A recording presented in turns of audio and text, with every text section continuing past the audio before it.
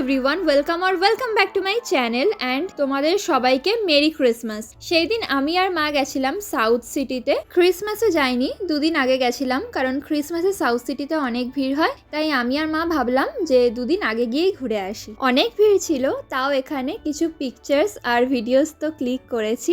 ভিড় ছিল, তবুও ক্রিসমাসে যেরকম ভিড় থাকে তার থেকে কম ভিড় ছিল, সেই জন্যই ফটোস আর ভিডিওসগুলো ঠিক করে ক্লিক করা গেছে।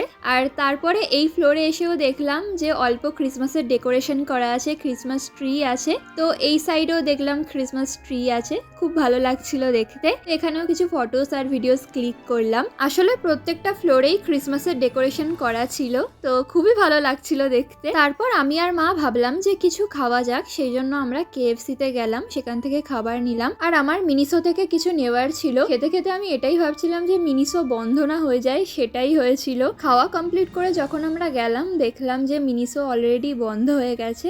যাই হোক, সেই দিনটা আমাদের খুব ভালো কেটেছে।